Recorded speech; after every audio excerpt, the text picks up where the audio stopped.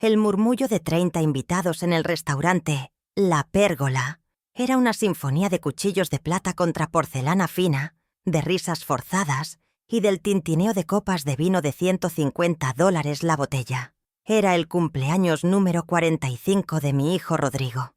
Una celebración orquestada por su esposa, Sofía, no para honrarlo a él, sino para exhibir un estatus que no les pertenecía. Yo, a mis 72 años, observaba todo desde mi silla, una espectadora silenciosa en el teatro de sus vidas, un teatro financiado íntegramente con mi jubilación.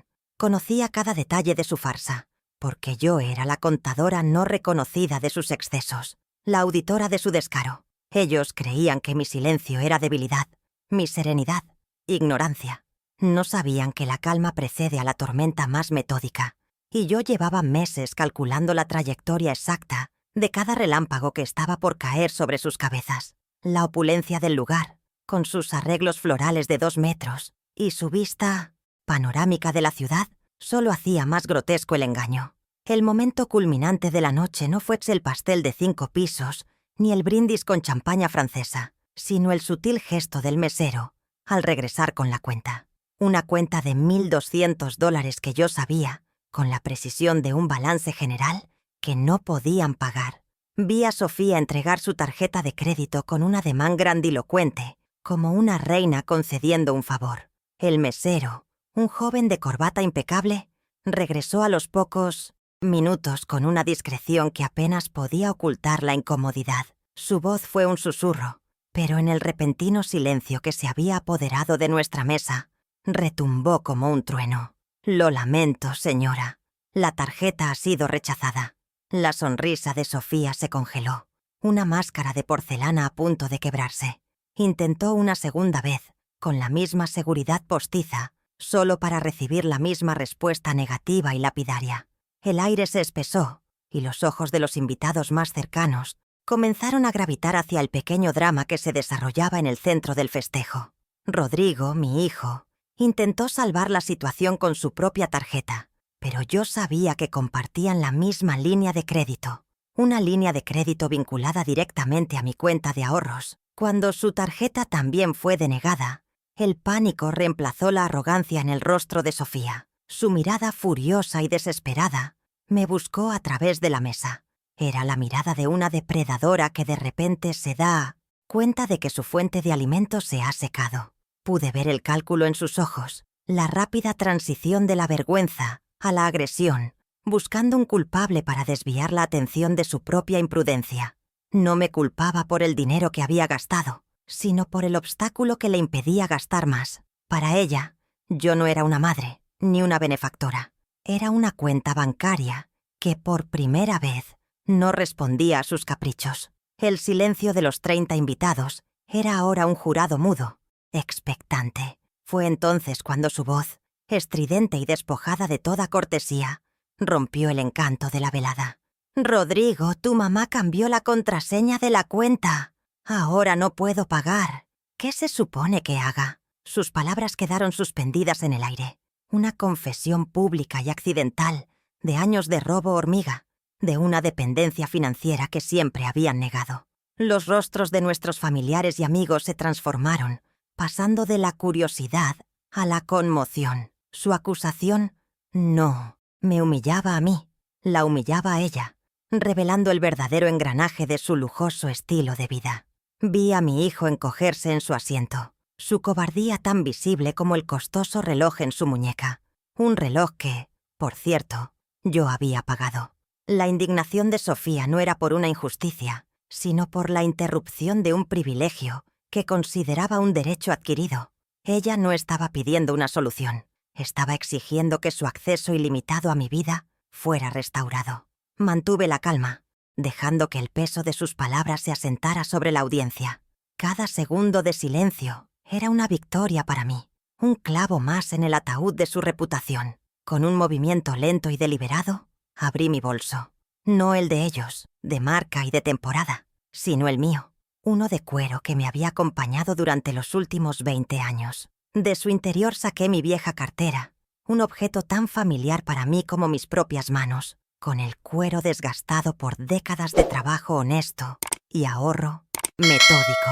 Este pequeño objeto era el testigo silencioso de cada sacrificio, de cada turno doble, de cada lujo que me negué para que ellos pudieran tenerlo todo. La cartera en mi mano era el objeto pista, el contraste visual perfecto contra el bolso de diseñador de $3,000 que Sofía había dejado sobre la mesa. Un bolso que probablemente también había sido financiado con mi dinero. Mientras los invitados observaban, hipnotizados por la tensión, saqué un fajo de billetes, suficientes para cubrir la cuenta y una generosa propina. No lo hice para salvarlos de la vergüenza, sino para demostrar mi control, mi absoluta solvencia frente a su quiebra moral y financiera. Coloqué el dinero sobre la mesa con suavidad, un gesto que sellaba su humillación pública. Luego, levanté la vista y mis ojos se encontraron con los de Sofía. Le ofrecí una sonrisa serena, casi maternal, y pronuncié las palabras que marcarían el inicio de mi liberación y el fin de su reinado de impunidad. La contraseña de mi cuenta, querida. Quizás la próxima vez deberían celebrar con su propio dinero. Mi voz fue tranquila, pero cada sílaba estaba cargada con el peso de años de una indignación contenida que finalmente había encontrado su cauce. Era una declaración de guerra, no una simple respuesta. La reacción fue inmediata y devastadora para ellos. El padre de Sofía, un hombre que siempre me había tratado con una cordialidad condescendiente, la miró con una expresión de puro horror. Algunos de los amigos de Rodrigo se levantaron discretamente, murmurando excusas para marcharse. La fiesta había terminado. Lo que ellos no sabían era que este escándalo público no era un accidente, sino el primer paso de un plan cuidadosamente diseñado. Mi cambio de contraseña no fue un acto de impulso. Fue el movimiento de apertura en una partida de ajedrez que yo había estado planeando durante meses. Cada lujo que se dieron, cada viaje, cada cena cara, no fueron simplemente gastos, sino pruebas que yo documenté en silencio, como una contadora prepara una auditoría. Estaban a punto de descubrir que 40 años de experiencia, cuadrando balances, me habían enseñado a detectar un desfalco, incluso si venía de mi propia sangre. Este momento en el restaurante fue solo la punta del iceberg, la primera humillación pública que los obligaría a enfrentar las consecuencias de sus actos. El verdadero precio de sus lujos no estaba en las etiquetas de precio de sus ropas o en la cuenta del restaurante, sino en el libro de contabilidad que yo había estado compilando meticulosamente en secreto. Una carpeta llena de extractos bancarios, recibos y pruebas de su engaño. La fiesta de cumpleaños de mi hijo no sería recordada por el pastel o los regalos, sino que se convertiría en el funeral de su herencia, el día en que la mujer que creían dócil y senil les demostró que los números nunca mienten y que la justicia, a veces, simplemente requiere una buena auditoría. El camino para recuperar mi casa, mi dinero y mi dignidad apenas comenzaba. Cuéntame en los comentarios desde qué ciudad estás presenciando el inicio de mi plan. Si crees que estas historias de justicia merecen ser escuchadas, apóyame con un like para que este mensaje llegue más lejos. Para entender la frialdad de mi respuesta en ese restaurante, es necesario auditar las cuentas de mi pasado, una contabilidad de sacrificios que ellos habían archivado en el olvido. El primer gran asiento en ese libro de deudas emocionales fue la educación de Smotius Tientpost. Rodrigo. Durante 12 largos años, mi vida se midió en turnos dobles. De día, era contadora en una firma de importaciones. De noche, bajo la luz fluorescente de mi pequeña oficina en casa, llevaba las cuentas de negocios locales. El aroma del café recalentado y el peso de los libros de contabilidad eran mis compañeros constantes. Todo para reunir los $95,000 que costó su título de arquitecto en una universidad privada y su posterior maestría. Cada matrícula pagada era una pequeña victoria, un ladrillo más en el futuro que yo construía para él, un futuro en el que imaginaba que él, a su vez, cuidaría de mí. Qué ingenua puede ser una madre. Recuerdo perfectamente el día que vendí las joyas de mi madre para pagar el último semestre de su máster. Estaba en una pequeña joyería del centro, el mismo lugar donde mi padre le había comprado a mi madre su anillo de bodas. Sostenía en mi mano su collar de filigrana de oro, sintiendo el frío del metal que tantas veces había sentido, tibio contra su piel. El joyero me ofreció una fracción de su valor real, pero era el dinero que necesitaba, y no había tiempo para sentimentalismos. Mientras él contaba los billetes, yo no veía dinero. Veía el diploma de mi hijo, su nombre grabado en letras doradas. Ese día sacrifiqué un legado familiar por un futuro prometedor. Rodrigo aceptó el dinero con la naturalidad de quien recibe lo que se le debe, sin preguntar nunca de dónde había salido. Para él, mi capacidad de proveer era un recurso inagotable, como el agua del grifo. Esa inversión académica, sin embargo, nunca rindió los dividendos esperados. Rodrigo se graduó con más ego que talento, acumulando más excusas que proyectos. Fue entonces cuando conoció a Sofía, y la ecuación de mi vida se complicó con una nueva variable de codicia. A los pocos años de casados, se presentaron en mi puerta con una propuesta que disfrazaron de solución temporal. «Mamá, solo hasta que ahorremos para el enganche de nuestra propia casa», dijo Rodrigo con esa sinceridad ensayada que Sofía le había enseñado a perfeccionar. Su plan era construir un segundo piso sobre mi hogar, un apartamento independiente donde podrían vivir sin pagar alquiler. La idea, en teoría, sonaba razonable para una madre que solo quería ver a su hijo establecerse. Pero en la práctica, fue el comienzo de una colonización silenciosa y hostil de mi propio espacio. Para financiar su nido de amor temporal, utilicé hasta el último centavo de mi indemnización por retiro, $150,000 que representaban 40 años de trabajo. Ese dinero, que debía ser mi colchón de seguridad para la vejez, se convirtió en los cimientos de su comodidad. Contrataron a un equipo de construcción que invadió mi jardín, llenó mi casa de polvo y ruido durante 8 meses. Sofía supervisaba la obra como si fuera la dueña del terreno, eligiendo acabados de lujo, mármol italiano para el baño y maderas exóticas para el piso. Los 140 metros cuadrados que construyeron no eran un apartamento modesto, sino una declaración de intenciones, un palacio erigido sobre mi sacrificio. Cuando finalmente se mudaron, la palabra temporal fue convenientemente borrada de su vocabulario. Habían echado raíces, y yo me había convertido en una extraña en mi propia casa. Pronto, el sacrificio patrimonial se extendió al ámbito doméstico. Mi jardín, que yo había cultivado con esmero durante 30 años, se convirtió en su área de parrilladas de fin de semana. Mis tardes de lectura, silenciosa, eran interrumpidas por la música a todo volumen que venía del piso de arriba. Comenzaron a cambiar la decoración de las áreas comunes sin consultarme, reemplazando mis muebles, llenos de recuerdos, por piezas de diseño minimalista, frías e impersonales. Me sentía como una inquilina en la casa que yo misma había pagado, relegada a mis habitaciones, mientras ellos vivían la vida que yo había financiado. Cualquier intento de establecer un límite era recibido con la misma respuesta, manipuladora. «Mamá, solo queremos que la casa se vea moderna. Es por tu bien también. Su bien, por supuesto. Siempre era la prioridad». La estaca final en mi autonomía llegó hace 2 años y tomó la forma de un dolor agudo y constante en mi cadera. El diagnóstico fue artrosis severa. La solución, una cirugía de reemplazo que costaba $18,000. Tenía el dinero ahorrado, listo para poner fin a meses de sufrimiento y noches en vela. Pero justo cuando iba a programar la operación, Sofía se acercó a mí con los ojos llenos de lágrimas de cocodrilo. Su auto, según ella, ya no era seguro para llevar a mi nieto Leo a la escuela. Necesitaban uno nuevo, un SUV de $50,000, y les faltaba exactamente la cantidad que yo tenía destinada para mi salud. Su lógica era tan cruel como efectiva. Un chantaje emocional envuelto en falsa preocupación por la seguridad de mi nieto. «Suegra, tu dolor puede esperar. La seguridad de Leo no», dijo, su voz un susurro suave y venenoso. Esas palabras se grabaron en mi memoria, la evidencia más clara de su desprecio. Cedí. ¿Qué madre o abuela no lo haría?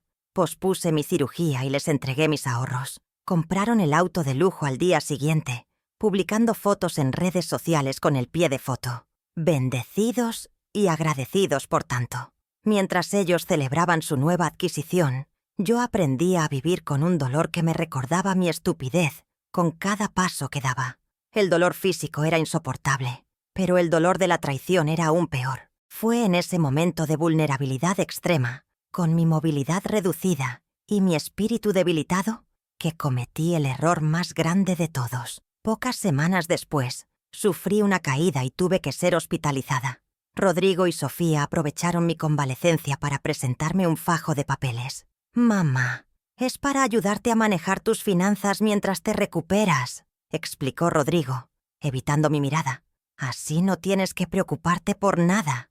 Confié en él, confié en mi propio hijo. En la cama del hospital, con la mente nublada por los analgésicos, firmé una procuración general, un poder notarial que les otorgaba un control casi absoluto sobre mis bienes y mis cuentas. Recuerdo vagamente que el abogado que trajeron mencionó ciertos límites, ciertas cláusulas de protección, pero ellos pasaron las páginas rápidamente, señalando solo dónde debía firmar. No me dieron una copia. No hicieron falta. Esa firma fue mi sentencia, el instrumento legal que transformó su robo hormiga en un saqueo a gran escala. Mi pensión mensual de $2.800 comenzó a desaparecer en gastos que yo nunca autoricé. Las notificaciones de fondos insuficientes en mi celular se volvieron una humillación constante. Ellos interpretaban ese documento como un cheque en blanco, una licencia para despojarme de todo lo que había construido. Pero un contador nunca olvida los detalles, y yo recordaba las palabras del abogado sobre los límites de ese poder. Esa memoria, la misma que ellos creían que estaba fallando, sería la clave para desenmascarar su fraude. No sabían que mientras ellos gastaban, yo investigaba.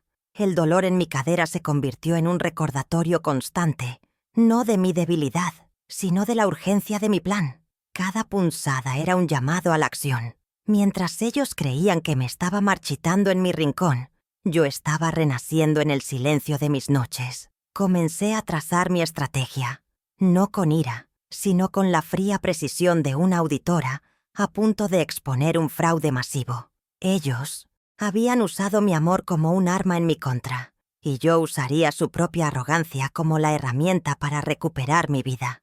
La procuración que creían que era su mayor triunfo se convertiría en su perdición, porque hay algo que Sofía y Rodrigo nunca entendieron sobre mí. Yo no soy una víctima, soy una contadora, y en mi profesión aprendemos que cada número, no importa cuán pequeño sea, debe cuadrar al final del día. Las cuentas de nuestra vida familiar estaban profundamente desbalanceadas, con una enorme deuda de gratitud y respeto que ellos nunca tuvieron la intención de pagar. Así que decidí que era hora de hacer un cierre de cuentas definitivo, de emitir una factura final que no podrían ignorar ni rechazar. Estaban a punto de aprender, de la manera más dura, que el interés compuesto de la traición siempre se paga con un costo exorbitante. El plan ya estaba en marcha mucho antes de la escena en el restaurante. Esa humillación pública fue simplemente el primer aviso de cobro, la notificación oficial de que su línea de crédito ilimitada, basada en mi amor y mi sacrificio, había sido revocada permanentemente. Ahora venía la parte más delicada, la recolección de pruebas, la documentación de cada centavo robado, de cada mentira contada. El siguiente paso era transformar mi indignación en evidencia tangible, en documentos irrefutables que no dejaran lugar a dudas, y para eso necesitaba buscar en los lugares donde ellos se sentían más seguros, en los rincones oscuros de sus vidas digitales y de papel que creían que yo era incapaz de explorar.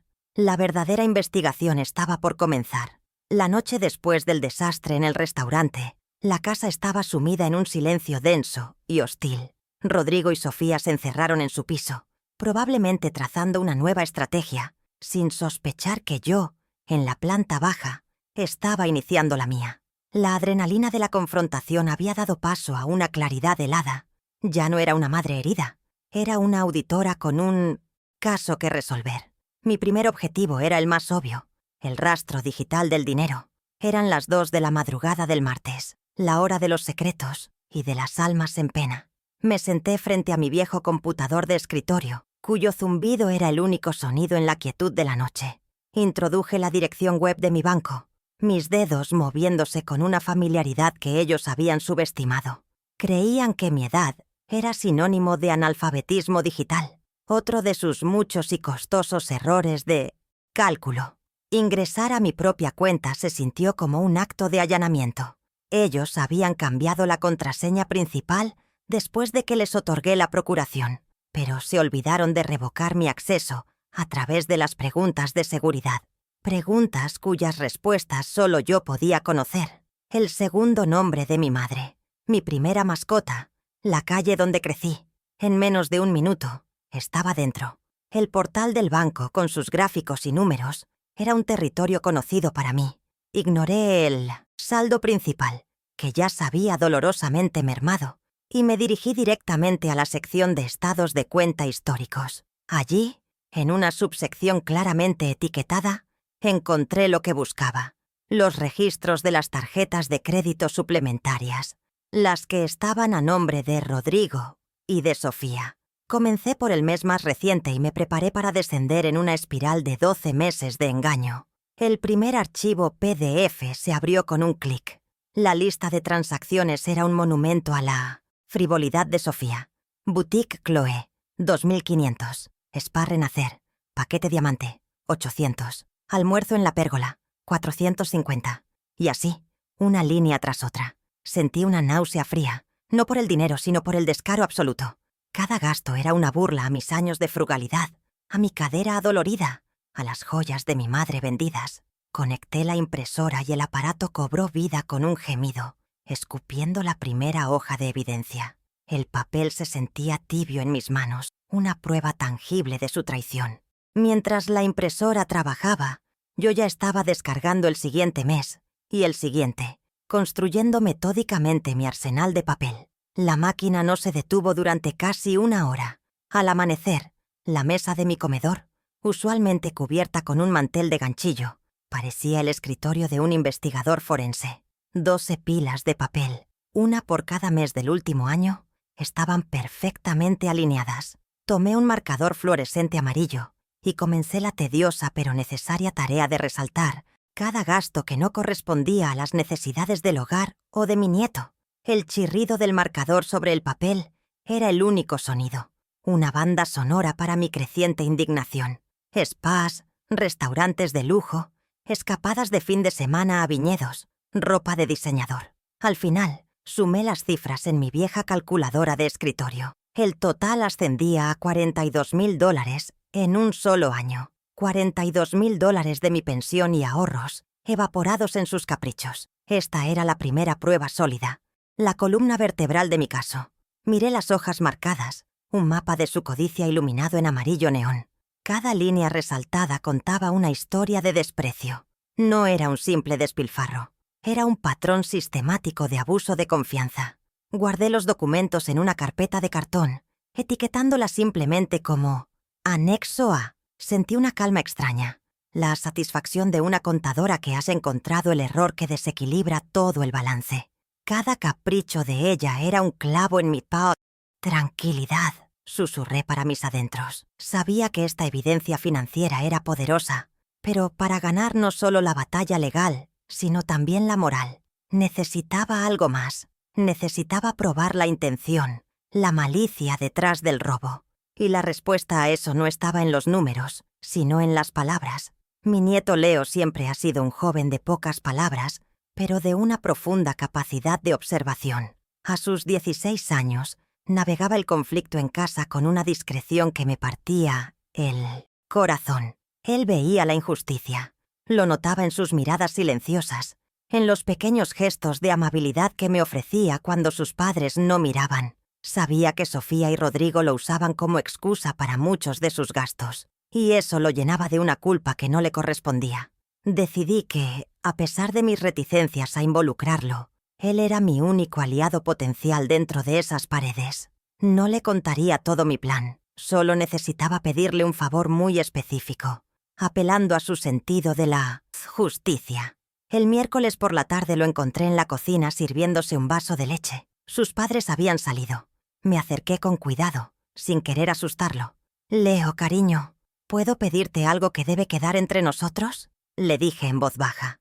Él asintió, sus ojos serios fijos en los míos. Le expliqué que su madre a menudo hablaba por teléfono en el balcón de su habitación, con el altavoz activado, y que yo necesitaba saber si mencionaba algo sobre las finanzas o la casa.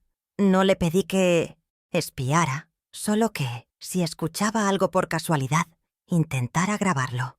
Le di mi viejo celular, un modelo simple que sabía cómo usar. Él no hizo preguntas, solo tomó el teléfono y dijo: «Cuenta con eso, abuela». En su mirada vi una complicidad que me dio la fuerza para seguir adelante. Esa misma noche, Leo bajó a mi habitación. No dijo una palabra, simplemente me entregó un pequeño reproductor de MP3, de esos que se usan para hacer ejercicio. Era negro y discreto. Me lo puso en la mano y la cerró con la suya. Estaba hablando con su amiga Marcela sobre un viaje, susurró, y se fue tan silenciosamente como había llegado. Mis manos temblaban ligeramente mientras sostenía el pequeño dispositivo. Me senté en el borde de mi cama y conecté los auriculares. El audio era claro, demasiado claro. La voz de Sofía, llena de una alegría frívola, llenó mis oídos. Hablaba de planes para un viaje de esquí a Aspen durante las vacaciones de invierno. Y entonces escuché la frase que se convertiría en la pieza central de mi evidencia moral. «Claro que vamos a Aspen. La vieja ni se entera», dijo Sofía, seguida de una risa cortante. «Mientras su pensión siga entrando puntualmente cada mes, nosotros seguimos viajando.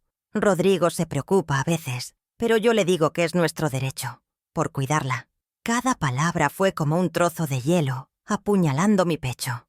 La frialdad, el desprecio, la absoluta falta de gratitud.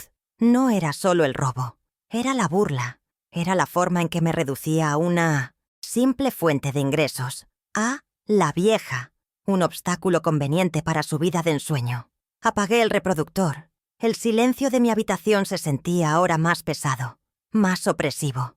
Tenía la prueba de su malicia, una confesión de su propia boca. Mi sacrificio tenía voz, y era la de su burla. Guardé el reproductor de MP3 junto a la carpeta de los extractos bancarios. Anexo B, pensé. El panorama se estaba aclarando. Tenía el qué y el por qué. Ahora necesitaba descubrir hasta dónde estaban dispuestos a llegar. ¿Cuál era su plan final? Sospechaba la respuesta, pero la sospecha no es una prueba admisible en un tribunal, ni siquiera en el tribunal de la familia. La oportunidad para confirmarlo llegó de la forma más inesperada. El jueves por la noche. Un descuido, un simple acto de arrogancia por parte de Rodrigo, me proporcionaría la pieza más devastadora de mi rompecabezas. Creían que estaban jugando contra una anciana desorientada. No sabían que estaban jugando contra una estratega que no dejaba nada al azar. Rodrigo siempre fue descuidado, un rasgo que se acentuó por su arrogancia. Esa noche, después de una breve discusión con Sofía, cuyos ecos llegaron hasta mi habitación, bajó a la cocina por un vaso de agua, dejando su tablet sobre la mesa del comedor. Lo vi desde el pasillo. La pantalla estaba encendida, mostrando su bandeja de entrada de correo electrónico. Mi corazón comenzó a latir con fuerza. Era una invasión a su privacidad, sí, pero ellos habían invadido cada aspecto de mi vida sin el menor escrúpulo. La justicia, a veces, requiere que nos ensuciemos las manos. Esperé a que subiera de nuevo, y cuando estuve segura de que no bajaría, me acerqué a la mesa como un fantasma en mi propia casa. La pantalla iluminaba la penumbra. Mis ojos escanearon rápidamente la lista de correos, y allí estaba, un correo de un remitente llamado Bienes Raíces Soler. El asunto era inequívoco. Consulta, venta rápida y discreta propiedad Rivera. Sentí que el suelo se abría bajo mis pies. Hice clic en el correo con un dedo tembloroso. Se abrió un hilo de mensajes. Una conversación de varias semanas. Rodrigo y un agente inmobiliario discutían los detalles para poner mi casa a la venta. Hablaban de tasaciones, de visitas de compradores potenciales, disfrazados de amigos, de estrategias para convencerme de firmar. Pero la frase que me heló la sangre fue una del agente. Considerando la urgencia, podemos asegurar una venta por un 20% bajo el valor de mercado. Para un cierre rápido. Estaban malvendiendo mi hogar, el lugar donde crié a mi hijo, donde mi esposo y yo construimos una vida. Estaban liquidando mi patrimonio por dinero rápido para financiar sus viajes y sus lujos. El aire se me escapó de los pulmones. No había tiempo para la desesperación. Tenía que actuar. Saqué mi viejo celular del bolsillo de mi bata. La cámara era de baja resolución, pero sería suficiente. Comencé a tomar fotos de la pantalla de la tablet, una por cada correo del hilo. Luché contra el reflejo de la luz, ajustando el ángulo una y otra vez hasta que el texto fuera legible. Cada foto era una puñalada, pero también un arma. Eran imágenes borrosas, imperfectas, pero contenían una verdad cristalina, la verdad de que planeaban dejarme en la calle. Observé las fotos en la pequeña pantalla de mi teléfono. Eran la prueba de su traición definitiva, el punto final de su plan maestro. Mi casa, valuada en $650,000, reducida a una mercancía de la que querían deshacerse rápidamente. Le pusieron precio de oferta a 40 años de mi vida. Pensé con una furia fría que nunca antes había sentido. Guardé el celular y volví a mi habitación. Ya no había vuelta atrás. Tenía las pruebas financieras, morales y ahora la prueba de su plan patrimonial. Pero todo su plan dependía de un solo documento, de esa procuración que me hicieron firmar en el hospital. Necesitaba saber exactamente qué decía. Necesitaba la pieza final. La llave que podría cerrarles la puerta en 1900, la cara para siempre. Para obtener esa pieza, necesitaba ayuda externa, alguien en quien pudiera confiar mi vida. Y solo había una persona. A la mañana siguiente, el viernes, marqué el número de Beatriz, mi colega y amiga durante más de 30 años. Beatriz y yo habíamos sobrevivido a 3 fusiones de empresas, a jefes incompetentes y a auditorías fiscales infernales. Era una contadora tan rigurosa como yo, con un sentido de la justicia tan afilado como una cuchilla. Le dije que necesitaba verla con urgencia, para pedirle un último favor profesional. Su voz, al otro lado de la línea, no dudó. Donde sea, cuando sea, Elena, ¿sabes que para ti? Lo que sea. Su lealtad incondicional fue un bálsamo en medio de mi tormenta. Nos reunimos en una pequeña cafetería cerca de su casa. Un lugar anónimo donde nadie nos conocería. Le conté toda la historia, desde los sacrificios hasta los descubrimientos de esa semana. Mientras hablaba, le mostraba las pruebas en mi celular y las copias de los extractos. Beatriz escuchaba en silencio, su rostro endureciéndose con cada revelación. Cuando terminé, no me ofreció compasión, me ofreció acción. La procuración, Elena. Necesitamos una copia del registro público. Si la firmaste en el hospital, debe estar archivada. Dame el nombre del notario que llevaron y la fecha aproximada. Yo me encargo. Su eficiencia era exactamente lo que necesitaba. Le di los datos que recordaba y ella se fue, dejándome con una taza de café y una renovada sensación de esperanza. Esa misma tarde Beatriz me llamó. Lo tengo. Te veo en el mismo lugar en 1 hora. Cuando llegó, me entregó un sobre grande de Manila, sin decir una palabra. Dentro, había una copia certificada de la Procuración General. El documento se sentía pesado en mis manos, como si contuviera todo el peso de mi error. Juntas, en esa mesa de café, comenzamos a leerlo, línea por línea, con la atención al detalle que solo 2 contadoras veteranas podían tener. Pasamos por las cláusulas que les daban control sobre mis cuentas bancarias, sobre mis decisiones médicas. Y entonces, en la página 3, párrafo 4, lo encontramos, la cláusula que cambiaría todo. El texto era claro, redactado en esa jerga legal diseñada para confundir, pero su significado era inequívoco. El poder les permitía administrar mi propiedad, pagar impuestos, hacer reparaciones, pero para cualquier acto de enajenación o gravamen, es decir, vender o hipotecar mi propiedad principal, se requería mi consentimiento, explícito y notariado para cada transacción específica. No era una autorización general para vender. Era un candado legal que ellos, en su arrogancia, habían pasado por alto. Creían tener un cheque en blanco cuando en realidad tenían un permiso con condiciones muy estrictas. Una ola de alivio tan intensa que casi me hizo llorar me recorrió el cuerpo, pero la contuve. Levanté la vista y miré a Beatriz. Ella me sonrió por primera vez en todo el día. Se confiaron, Elena. Creyeron que nunca lo leerías. Tenía razón. Habían construido todo su plan sobre una base falsa, sobre una interpretación deliberadamente errónea de un documento legal. La venta de la casa era imposible sin mi firma. Una firma que ahora jamás obtendrían. Esta no era solo una prueba. Era mi arma de aniquilación. Era la prueba de que su intento de venta no solo era inmoral, sino también ilegal. Un intento de fraude. Firmé un permiso, no una sentencia. Le dije a Beatriz, y en esa frase sellé el destino de mi hijo y mi nuera. Esa noche, mientras guardaba la copia de la procuración en mi carpeta, anexo D, sentí que todas las piezas del rompecabezas finalmente encajaban. Tenía un caso completo, documentado y a prueba de cualquier argumento. Tenía los extractos que probaban el robo, el audio que probaba la malicia, los correos que probaban la conspiración para despojarme de mi hogar y la procuración que probaba su intento de fraude. Cada documento era un ladrillo en la fortaleza que estaba construyendo a mí alrededor, una fortaleza desde la cual lanzaría mi contraataque final. La fase de investigación había terminado. Ahora comenzaba la fase de ejecución. El plan silencioso que había estado gestándose en mi mente durante semanas, ahora tenía todas las herramientas que necesitaba para ser puesto en marcha. Ya no se trataba solo de recuperar mi dinero o mi casa. Se trataba de algo mucho más grande, de recuperar mi nombre, mi autonomía y mi dignidad. Se trataba de enseñarles una lección que ni la universidad más cara podría ofrecerles, que la integridad no tiene precio y que la justicia, aunque a veces tarda, siempre presenta su factura final. Y la suya estaba a punto de vencer.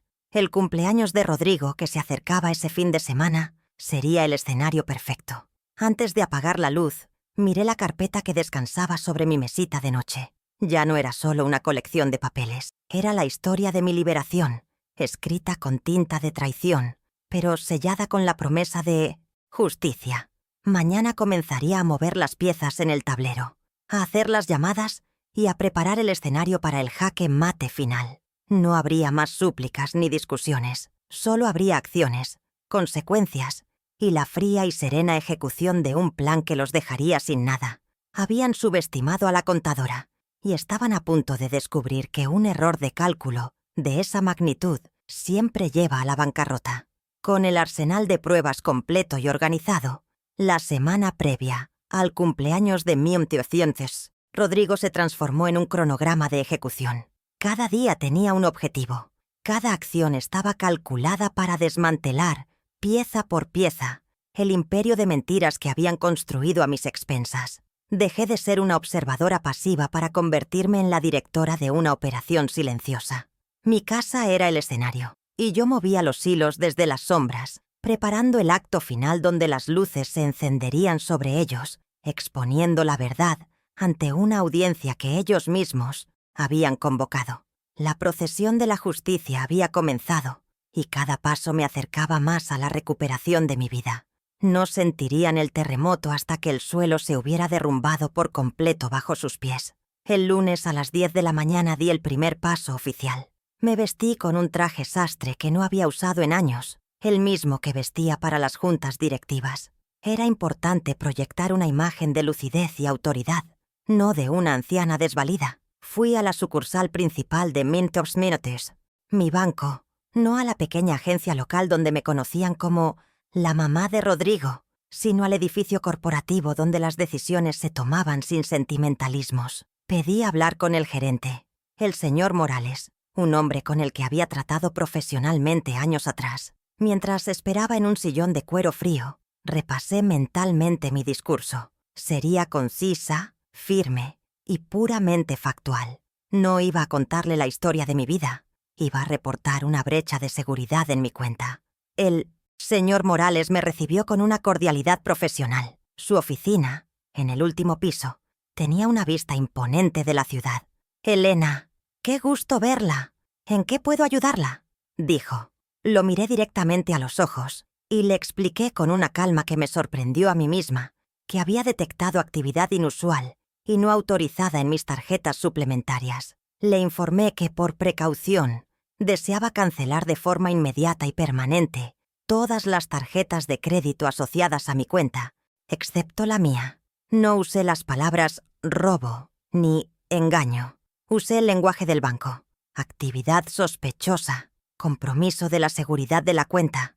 Hablar su idioma me confirió poder y credibilidad instantáneos. Él no cuestionó mi decisión. Un cliente de mi antigüedad y con mi historial financiero no es tratado a la ligera. Asintió, tecleó rápidamente en su computador y en menos de 5 minutos me confirmó la operación. Todas las tarjetas suplementarias han sido bloqueadas y dadas de baja. Elena, a partir de este momento cualquier intento de uso será denegado. Sentí una oleada de alivio. La principal fuente de su hemorragia financiera había sido cauterizada. El señor Morales me ofreció emitir nuevas tarjetas para mí, pero decliné. Por ahora solo operaré con mi tarjeta de débito, le dije.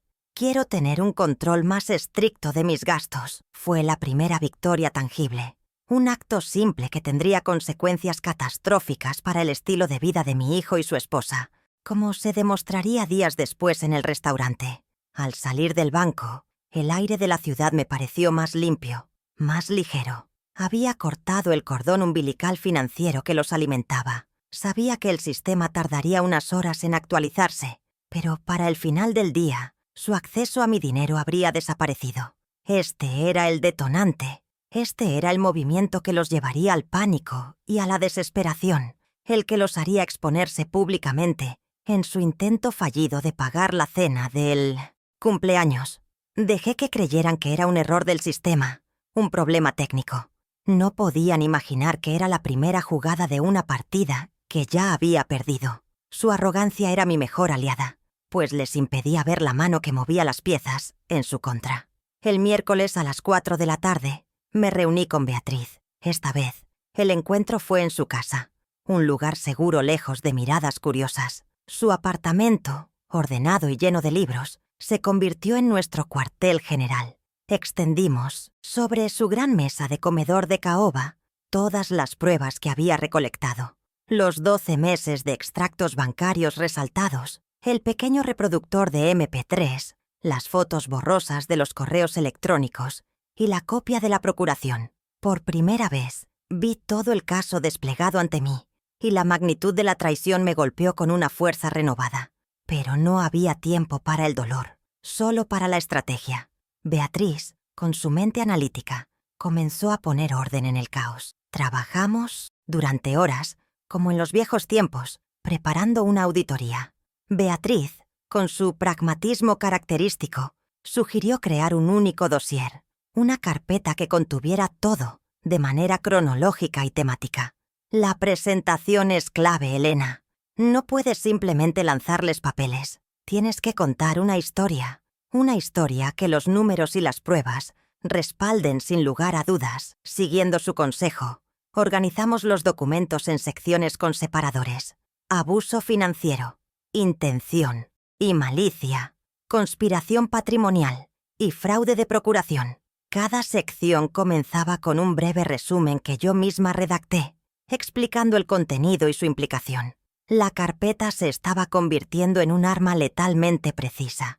Cuando terminamos, Beatriz tomó la carpeta, que ahora era un volumen grueso y pesado, y escribió en la portada con un marcador negro permanente. Sus palabras fueron tan acertadas que se convirtieron en el título no oficial de mi lucha.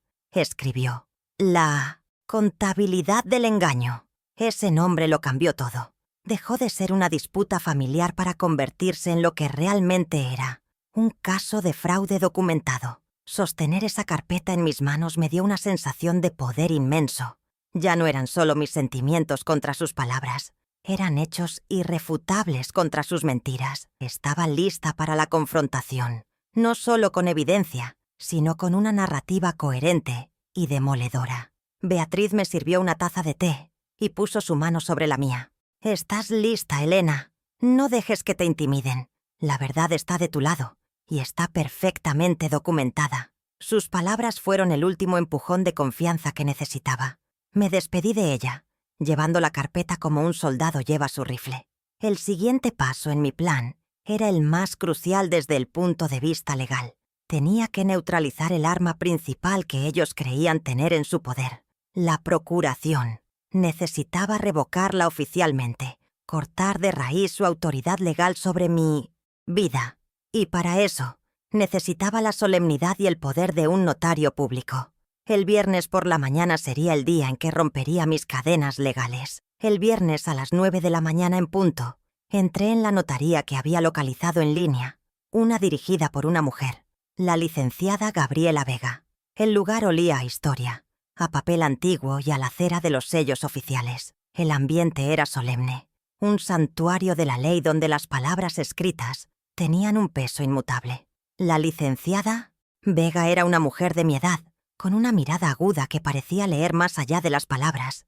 No le conté los detalles sórdidos, simplemente le presenté la copia de la procuración y le declaré mi intención. Vengo a revocar este poder, de forma inmediata y absoluta. Quiero recuperar el poder sobre mi patrimonio, pero sobre todo, sobre mi nombre. Ella me escuchó con atención, asintiendo lentamente. No hubo juicios ni preguntas innecesarias. Procedió con una eficiencia admirable, redactando el documento de revocación. Me explicó cada cláusula, asegurándose de que entendiera plenamente el alcance de mi decisión. Era un contraste absoluto con la forma en que Rodrigo y Sofía me habían hecho firmar el poder original, con prisas y ofuscación. Aquí, en esta oficina, yo era la clienta, la autoridad. Mi decisión era la única que importaba. Sentí cómo se restauraba una parte de mi dignidad, simplemente por ser tratada con el respeto y la seriedad que merecía. El proceso era un bálsamo para el alma. Llegó el momento de firmar. La licenciada Vega me tendió una pluma estilográfica pesada y elegante. Sostuve el instrumento en mi mano y miré el espacio en blanco sobre mi nombre impreso. Recordé mi firma temblorosa en la cama del hospital, un garabato de una mujer enferma y confundida. Esta vez, mi mano estaba firme. Mi firma fue clara, fuerte y decidida. Cada trazo era una declaración de independencia, un acto de rebelión. Con esa firma, no solo anulaba un documento legal, estaba reescribiendo el final de mi propia historia, pasando de ser un personaje secundario en mi vida a ser la única autora. La sensación de liberación fue indescriptible. Una vez firmado y sellado el documento, le di a la notaria mi instrucción final, la pieza clave de mi coreografía para el clímax. Necesito que este documento sea entregado por un mensajero certificado en mi domicilio, le dije dándole mi dirección. Pero la entrega debe ser en una fecha y hora muy específicas.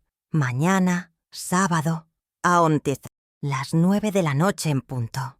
La licenciada Vega levantó una ceja, una mínima señal de sorpresa en su rostro profesional, pero no hizo preguntas. Anotó la instrucción meticulosamente. Como usted ordene, señora Rivera.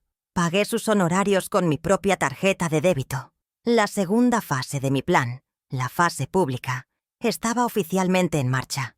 Todo estaba listo para la fiesta. Al salir de la notaría, sentí que podía respirar profundamente por primera vez en años. Las cadenas legales que me habían atado invisiblemente se habían roto. Ya no tenían ningún poder legal sobre mí. Eran simplemente dos personas viviendo en mi casa, bajo mi techo. Y pronto, ni siquiera eso. Este momento, esta pequeña pero monumental victoria, fue un punto de inflexión.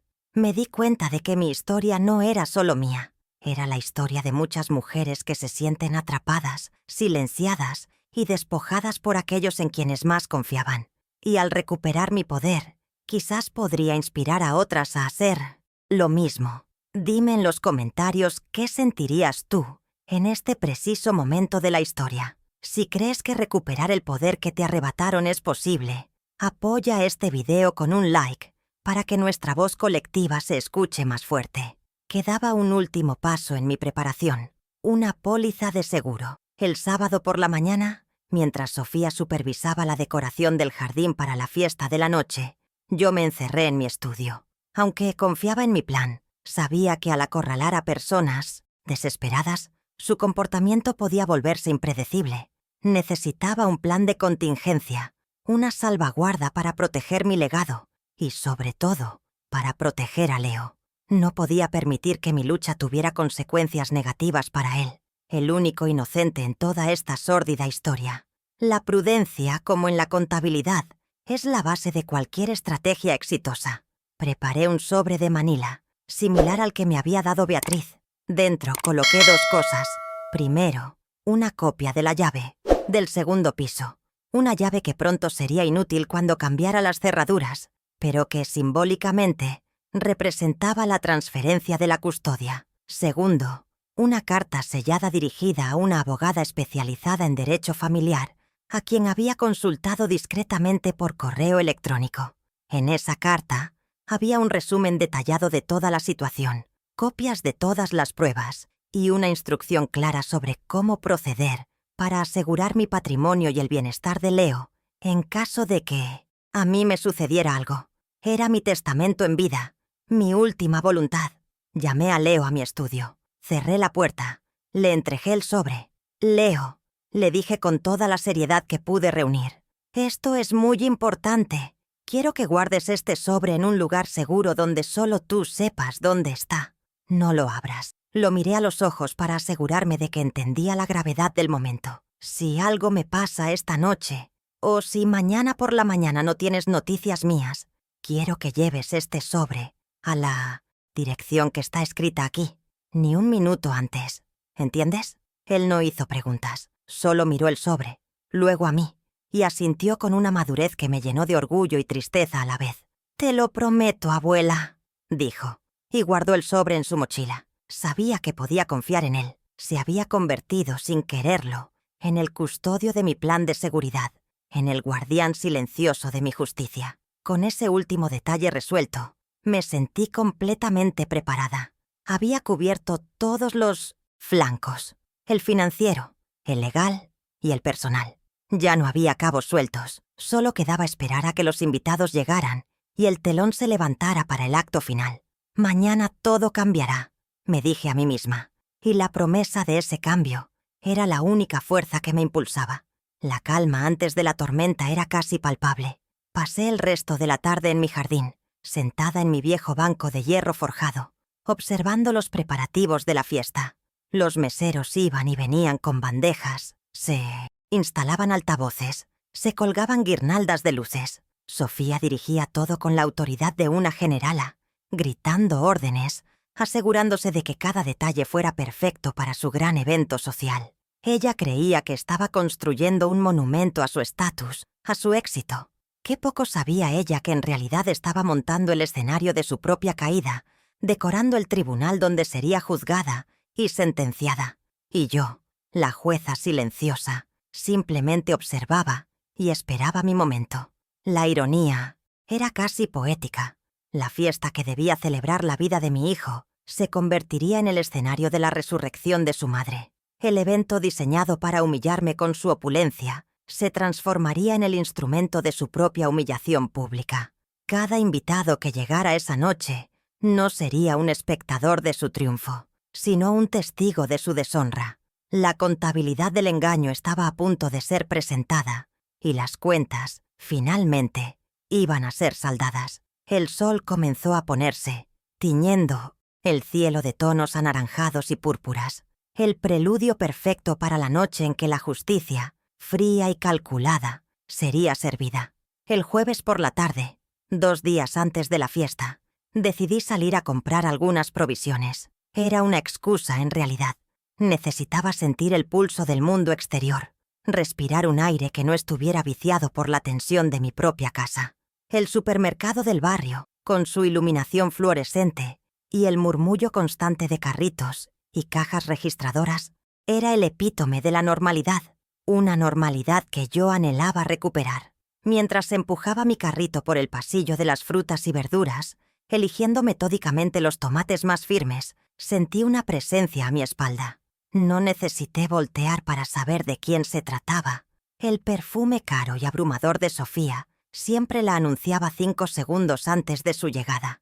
Era una fragancia que pretendía ser sofisticada, pero que a mí siempre me olió a desesperación. «Así que aquí estabas», dijo su voz, tensa como la cuerda de un violín. Me giré lentamente, sin dejar de sostener un aguacate en mi mano. Su apariencia era un estudio de contrastes. Vestía ropa deportiva de diseñador que costaba más que mi compra de todo el mes. pero su rostro carecía de su habitual maquillaje impecable, tenía ojeras, y sus ojos, usualmente altivos, ahora lanzaban chispas de furia mal contenida. La humillación del restaurante y la posterior cancelación de sus tarjetas de crédito la habían afectado, visiblemente. Su fachada de control perfecto se estaba resquebrajando, y ver esas grietas me produjo una fría y silenciosa satisfacción. Voy a necesitar el dinero para pagar todo lo de la fiesta. El servicio de catering, las bebidas, la tarjeta sigue sin pasar. Siseó, acercándose más. Intentaba intimidarme, usando el pasillo del supermercado como su campo de batalla privado. Miró a ambos lados, asegurándose de que nadie estuviera lo suficientemente cerca para escuchar con claridad. No sé qué juego estás jugando, Elena, pero no es gracioso. Nos hiciste pasar una vergüenza terrible. Rodrigo está destrozado. ¿Es eso lo que querías? ¿Arruinar el cumpleaños de tu propio hijo? Su táctica era la de siempre. La victimización, la manipulación emocional. Me acusaba a mí de ser la causa de una vergüenza que ella misma había provocado con su irresponsabilidad y su soberbia. Esperaba que yo me disculpara, que cediera, que corriera al banco a solucionar el problema para que ella pudiera seguir con su farsa. Pero la mujer que ella creía conocer ya no existía. En lugar de retroceder, di un paso adelante, acortando la distancia entre nosotras. Mantuve mi voz en un tono bajo y conversacional, pero cada palabra estaba afilada como un bisturí. Lo que le pasó a tu tarjeta de crédito no es un juego, Sofía. Se llama consecuencia. Es lo que sucede cuando gastas un dinero que no es tuyo en cosas que no necesitas. Su rostro se contrajo en una mueca de incredulidad. No estaba acostumbrada a que yo le respondiera, y mucho menos a que la confrontara con la verdad de forma tan directa. Continué, sin dejar que me interrumpiera. Y en cuanto a la fiesta, no te preocupes. Estoy segura de que encontrarán la manera de pagarla. Se supone que son adultos funcionales, ¿no es así? El golpe fue directo a su orgullo, a su identidad construida sobre mi dinero. Por primera vez en 10 años, vi a Sofía quedarse sin palabras. Su boca se abrió y se cerró un par de veces, como un pez fuera del agua, buscando una respuesta, un insulto, una amenaza que no llegaba. Yo mantuve mi mirada fija en la suya, una mirada serena pero inquebrantable. Este era el cambio de poder, la inversión de la dinámica. Ya no era la suegra dócil que bajaba la vista y asentía. Era una mujer que conocía su valor, y más importante aún, el valor exacto del desfalco de ellos.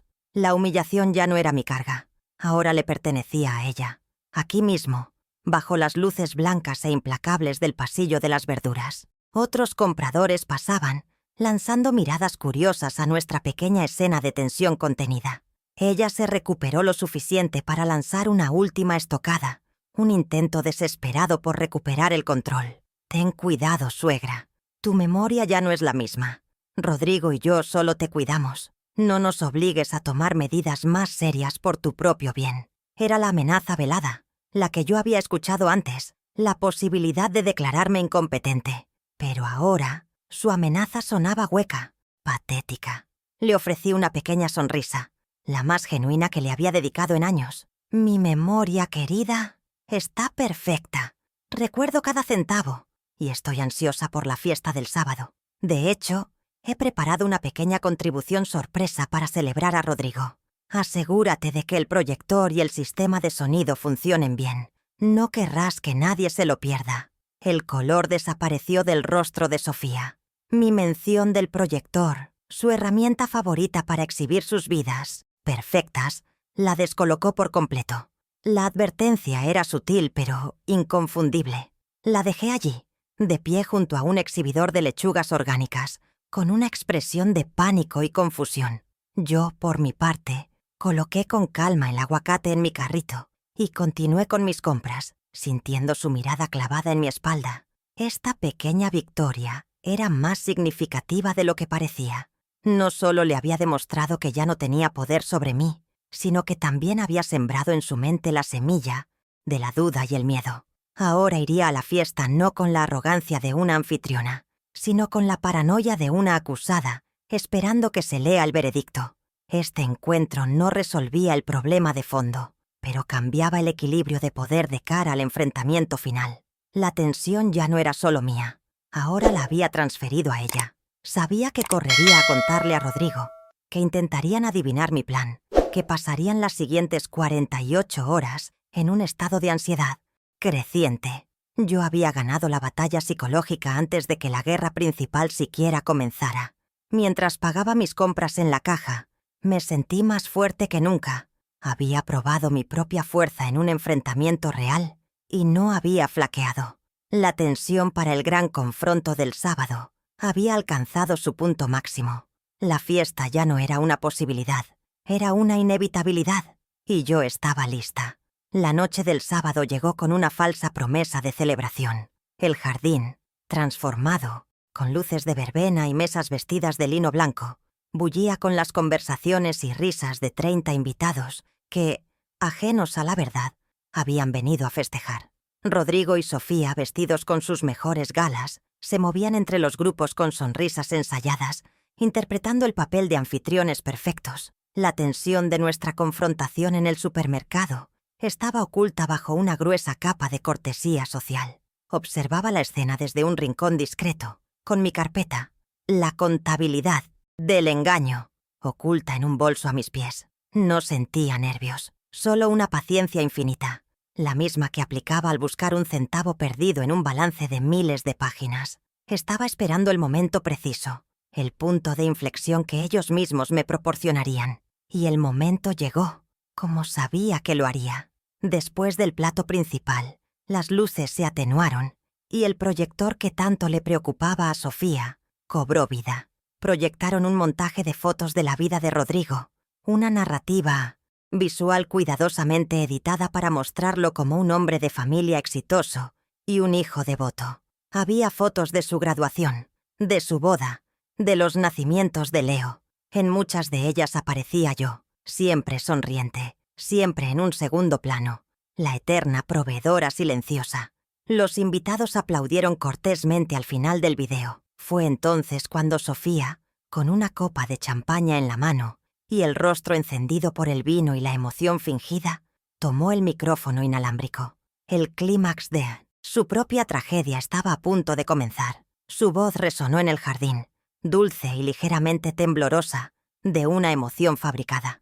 «Gracias a todos por venir a celebrar a mi maravilloso esposo», comenzó. «Pero esta noche también quiero hacer un brindis muy especial». Sus ojos me buscaron en la oscuridad y me dedicó una sonrisa que no llegó a sus ojos. Una sonrisa que ahora, después de nuestro encuentro, yo sabía que estaba cargada de advertencia y nerviosismo.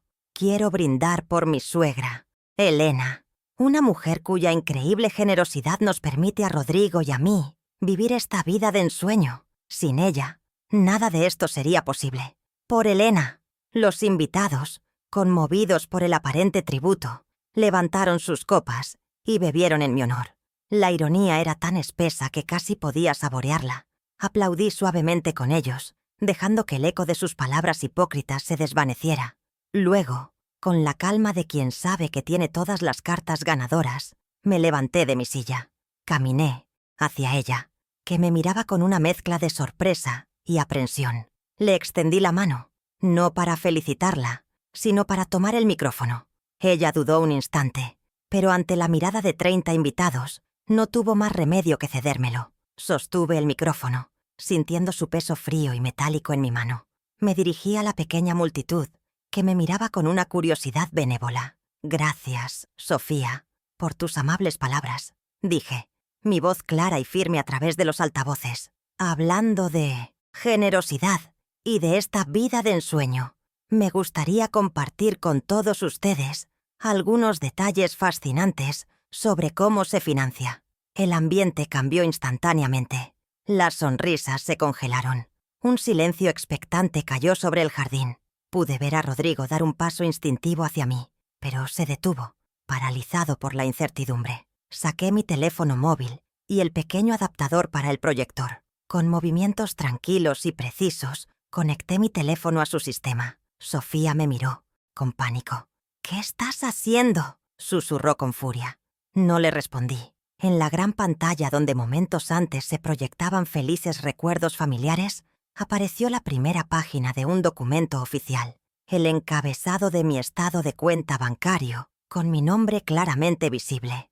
La primera revelación, la financiera, había comenzado. El murmullo entre los invitados se detuvo por completo. «Esto», anuncié señalando la pantalla, «es el estado de cuenta de mi tarjeta de crédito, suplementaria de enero, a nombre de Sofía. Como pueden ver, hay gastos por más de $3.000 ese mes. Notarán, por ejemplo, aquí, una compra de $800 en un spa, y aquí, una cena para dos que costó $500. Fui pasando las imágenes, una por una, mostrando las fotos que había tomado de los extractos bancarios impresos, con cada gasto de lujo resaltado en un amarillo brillante. Mi voz era la de una presentadora de informes, neutral, factual, desprovista de emoción. Dejaba que los números hablaran por sí mismos. Y aquí tenemos febrero, marzo, abril, continué, mostrando un carrusel de su despilfarro. Luego proyecté la diapositiva final de esa sección, una simple tabla que yo misma había creado. En letras grandes y claras, mostraba el total de los gastos no autorizados durante los últimos 12 meses. 42.000, leí en voz alta. $42.000 de mi pensión y ahorros, destinados a mi vejez y a mi salud, gastados en lujos superfluos. Hubo un jadeo colectivo. Vi a varios de los amigos de Rodrigo, hombres de negocios, mirarlo con una nueva expresión, una de cálculo y desprecio. La humillación financiera, en su círculo social, era una de las peores ofensas. Rodrigo estaba pálido como el lino de los manteles, y Sofía lo miraba con puro odio, culpándolo por no haberme detenido. Antes de que pudieran formular una respuesta, cambié a la siguiente prueba. Pero su gratitud no se detuvo ahí. Continué con una calma glacial. También tenían un plan a largo plazo para agradecerme por mi generosidad. En la pantalla aparecieron las fotos borrosas pero legibles de los correos electrónicos entre Rodrigo y la inmobiliaria. El silencio, si era posible, se hizo aún más profundo. Leí en voz alta el asunto del correo. Consulta venta rápida y discreta propiedad Rivera. Los invitados se inclinaron hacia adelante, tratando de leer el texto en la pantalla. La palabra discreta colgaba en el aire, cargada de veneno y conspiración. «¿Cómo pueden leer aquí?», expliqué, usando el micrófono como si fuera un puntero láser. Mi hijo y su esposa estaban negociando activamente la venta de mi casa, su hogar y el mío. Discutían cómo manejar mi previsible resistencia y cómo asegurar un cierre rápido, incluso si eso significaba venderla por un 20% por debajo de su valor de mercado. Me detuve y dirigí mi mirada hacia el padre de Sofía, un hombre que se enorgullecía de su integridad en los negocios. Su rostro estaba desencajado, una máscara de vergüenza y horror. Estaba presenciando el colapso moral de su propia hija, en público. Para ellos, la reputación lo era todo, y yo la estaba demoliendo, ladrillo por ladrillo. Sofía finalmente reaccionó. «¡Eso es mentira! ¡Estás mintiendo! Mi padre nos prestó dinero», gritó, su voz rompiéndose. Pero sus palabras sonaban desesperadas, huecas. Le di una mirada compasiva. «No te preocupes, Sofía. Entiendo tu confusión. Por eso guardé la prueba más clara para él. A final, una prueba que no son mis palabras, ni números en una pantalla, sino tu propia voz». En ese momento, saqué el pequeño reproductor de MP3 y un altavoz Bluetooth de mi bolso. El contraste entre la alta tecnología de su fiesta y mis modestos dispositivos era evidente. Coloqué el altavoz sobre la mesa, lo encendí y pulsé el botón de reproducción. La voz grabada de Sofía, frívola y cruel, llenó el silencio sepulcral del jardín. «Claro que vamos a Aspen. La vieja ni se entera». La grabación continuó. «Mientras su pensión siga entrando puntualmente cada mes, nosotros seguimos viajando». Cada palabra era una sentencia. Vi el rostro de Leo, mi nieto, en la distancia. Estaba pálido pero con una mirada firme. Sofía lanzó un grito ahogado y se abalanzó para arrebatarme el dispositivo. Pero Rodrigo, finalmente movido por un último vestigio de vergüenza, la sujetó por el brazo, deteniéndola. Su agresión solo servía para confirmar su culpabilidad ante todos los presentes. La prueba moral era irrefutable. En ese preciso instante de máxima tensión, como si hubiera sido orquestado por un dramaturgo, una figura apareció en la entrada iluminada del jardín. Era un hombre joven con uniforme de mensajero, sosteniendo una carpeta y un dispositivo electrónico. «¿Busco al señor Rodrigo Rivera?», preguntó en voz alta, su voz profesional cortando la atmósfera cargada. Todos se giraron para mirarlo. El mensajero se abrió paso entre los invitados congelados y se acercó a mi hijo. «Tengo una entrega certificada para usted. Necesito su firma aquí, por favor». Confundido y humillado, Rodrigo firmó en la pequeña pantalla. El mensajero le entregó un sobre oficial y se retiró con la misma eficiencia con la que había llegado. «Ábrelo, Rodrigo», le dije suavemente por el micrófono. «Es importante que nuestros invitados sepan qué es». Con manos temblorosas, rompió el sello. Sacó el documento. Era la revocación de la procuración, con el sello oficial de la notaría. «Como pueden ver», expliqué a la audiencia, «a partir de este momento, mi hijo ya no tiene ninguna autoridad legal sobre mis asuntos. La procuración que obtuvo de mí en un momento de vulnerabilidad ha sido revocada. La consecuencia jurídica había sido entregada y ejecutada públicamente. El último vestigio de su control sobre mí se había desvanecido, pero aún no había terminado. De mi bolso saqué otro sobre, uno normal de papel blanco. Caminé los pocos pasos que me separaban de ellos, que estaban de pie, aislados en medio de lo que quedaba de su fiesta. Les extendí el sobre.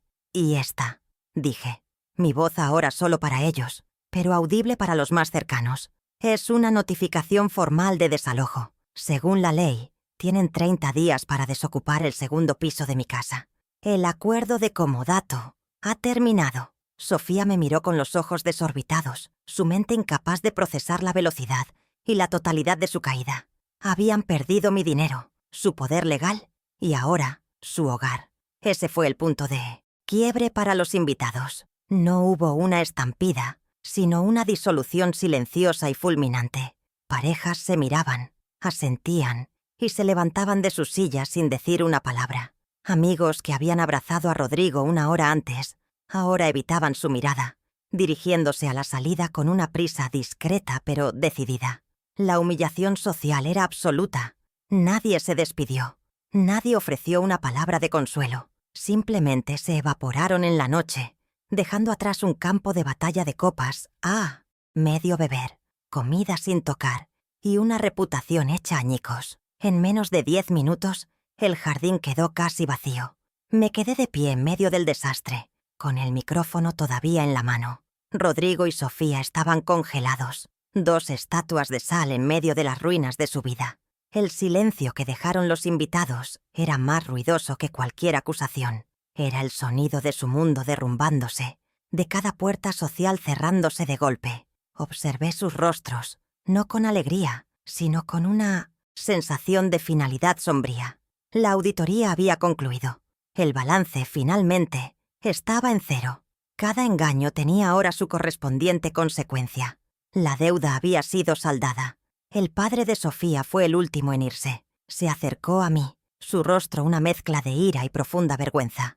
No me dijo nada, solo me dio una breve e incómoda inclinación de cabeza, un gesto que parecía ser a la vez una disculpa y un adiós. Luego se acercó a su hija, le dijo algo al oído en un susurro furioso y se marchó sin mirar atrás. Sofía se derrumbó en una de las sillas vacías, sus sollozos ahora audibles en el silencio. Rodrigo simplemente se quedó allí, mirando al vacío, un hombre que lo había apostado todo, a la arrogancia, y lo había perdido todo, ante la verdad. Dejé el micrófono sobre la mesa. Mi trabajo aquí había terminado. Me di la vuelta para irme a mi parte de la casa, dejándolos solos con las consecuencias de sus actos. Mientras caminaba, una frase que había estado formándose en mi mente durante semanas vino a mí con una claridad meridiana, el resumen perfecto de la lección de esa noche, una tesis moral que ellos, lamentablemente, nunca habían entendido. El respeto, como el dinero, no se hereda ni se roga, se gana con trabajo e integridad. Y ellos, mis queridos hijo y nuera, después de años de gastos fraudulentos, estaban oficial y completamente en bancarrota. A la mañana siguiente de la fiesta, el sol se alzó sobre un jardín que parecía un campo de batalla después de la tregua. Había copas abandonadas, serpentinas pisoteadas y un silencio que pesaba más que cualquier grito. No sentí el vacío de la soledad, sino la expansiva calma de la liberación. Mi primera llamada no fue a una empresa de limpieza, sino a un cerrajero. A las 9 de la mañana, un hombre robusto y eficiente estaba cambiando cada una de las cerraduras de mi casa. El sonido metálico de los viejos cerrojos, al ser retirados, era la música más dulce que había escuchado en años. Cada nuevo pestillo que se instalaba era un límite físico, una declaración de que este territorio volvía a ser exclusivamente mío. Nunca más alguien entraría en mi hogar o en mi vida sin ser explícitamente invitado. Mientras el cerrajero trabajaba, yo realicé mi propio ritual de saneamiento digital. Me senté en mi estudio, abrí mi teléfono y con una serenidad absoluta busqué los nombres de Rodrigo y Sofía en mis contactos. Pulsé el botón de bloquear. Fue un gesto simple, casi anticlimático, pero profundamente simbólico. Estaba cortando la última línea directa de comunicación, el último canal a través del cual su toxicidad podía alcanzarme. A partir de ese momento, cualquier intento de contacto, cualquier súplica o amenaza tendría que pasar por el filtro impersonal y costoso de los abogados. Había erigido un cortafuegos, no solo en mis puertas, sino también en mi vida digital. La paz que sentí fue inmediata y profunda. Los siguientes 30 días transcurrieron en una extraña quietud. Ellos permanecieron en el piso de arriba y yo en el de abajo, dos mundos separados por un techo y un abismo de resentimiento. No hubo confrontaciones, no hubo súplicas. Su humillación había sido tan completa, tan pública, que les había arrebatado cualquier argumento. Se comunicaban solo a través de correos electrónicos fríos y formales enviados desde su nuevo abogado al mío. Aceptaron los términos del desalojo sin protestar. El día de su mudanza, los observé desde la ventana de mi cocina. No contrataron una gran empresa, sino un pequeño camión de segunda mano. Verlos cargar las cajas con sus lujosas pertenencias, ahora despojadas de todo su brillo, no me produjo alegría, sino una distante melancolía. Eran extraños desmantelando un campamento en mi propiedad. Cuando el camión finalmente se fue, llevándose consigo la última década de mi vida, recorrí la casa. El silencio era diferente ahora. No era el silencio tenso de antes, sino un silencio limpio, espacioso, lleno de posibilidades. Subí al segundo piso por primera vez en meses. El apartamento, ahora vacío, todavía olía a ellos, un perfume de arrogancia y descontento. Abrí todas las ventanas, dejando que el aire fresco de la tarde barriera los últimos vestigios de su presencia.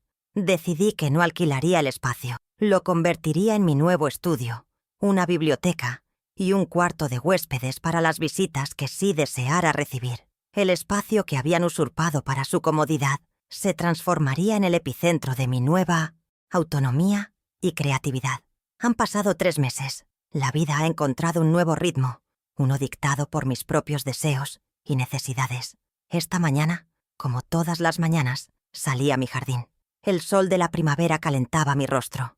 Caminé entre mis rosales, podando las hojas secas, sintiendo la tierra húmeda bajo mis dedos. Lo hice sin el bastón que me había acompañado durante 2 años. La cirugía de cadera, pagada en su totalidad con mi propio dinero la semana después de que se fueron, fue un éxito. Caminar sin dolor es un milagro que aprecio con cada paso. El dinero que ya no se desviaba hacia sus caprichos, ahora se invertía en mi bienestar, en mi salud. Era la primera vez en mucho tiempo que me sentía dueña, no solo de mi casa, sino de mi propio cuerpo. Mi rutina se ha vuelto un ritual sagrado de paz. Las mañanas son para el jardín y la lectura. Las tardes, para administrar mis inversiones, una tarea que he retomado con el fervor de una profesional que vuelve a su pasión. He descubierto que disfruto inmensamente haciendo crecer mi patrimonio, no por codicia, sino por el placer de la competencia y la seguridad que proporciona. He establecido reglas claras para mi vida. Mi tiempo y mis recursos son inversiones, y solo los destino a personas y actividades que me ofrezcan un retorno de alegría, conocimiento o paz. La puerta de mi casa está abierta, pero el acceso a mi vida ahora requiere un mérito que pocos pueden reclamar. Mi nieto Leo es uno de esos pocos. Viene a visitarme cada tarde después de la escuela. La relación con sus padres es tensa, pero hemos establecido una zona neutral de afecto y respeto en mi cocina. Tomamos el té, me cuenta sobre sus clases de programación y yo le pido ayuda con alguna aplicación nueva en mi tablet. Nunca hablamos de la noche de la fiesta. No es necesario. Nuestro vínculo se ha fortalecido en ese silencio, cimentado en un entendimiento mutuo. Él ve en mí no a una abuela frágil, sino a una mujer que se defendió. Y yo veo en él la promesa de que la integridad puede florecer incluso en el suelo más tóxico. Él es el único dividendo real que mi inversión en la familia me ha dejado. He aprendido a diferenciar entre la soledad y la bendita quietud de la propia compañía. Antes, el silencio de la casa me aterraba. Era un recordatorio de lo que había perdido. Ahora, lo atesoro. Es el lienzo en blanco sobre el cual pinto mis días. La comunicación con Rodrigo se limita a un goteo de correos entre abogados sobre asuntos testamentarios menores de su padre. Los leo como leería un informe financiero, con distancia y objetividad. No hay emoción, solo un proceso de cierre de cuentas que se está llevando a cabo de manera ordenada. Les he dado todo lo que la ley les exige. Ni un centavo más, ni un centavo menos. La contabilidad, finalmente, es precisa. Mi historia no es una de tragedia, sino de recalibración. Es la historia de una mujer que recordó el lenguaje de los números y lo usó para traducir el valor de su propia dignidad. Una dignidad que no puede ser comprada, vendida ni robada, solo puede ser cedida. Y yo decidí reclamar la mía. Para otras mujeres que puedan sentirse invisibles en sus propias vidas, que sientan que su valor así ha sido depreciado por otros, quiero que sepan que el poder de auditar sus vidas y exigir que las cuentas se salden reside dentro de ustedes. Siempre ha estado ahí, esperando la decisión de hacer el primer asiento en un nuevo libro de contabilidad. Cuéntame abajo, en los comentarios, qué parte de este viaje te impactó más. Si crees que esta historia puede ayudar a otra mujer a encontrar su fuerza, deja tu like para que el mensaje llegue más lejos. Durante años, mi mayor miedo fue quedarme sola. Ahora entiendo que mi mayor poder es disfrutar de mi propia compañía. Les di mi vida, pero me quedé con lo más importante, la última palabra.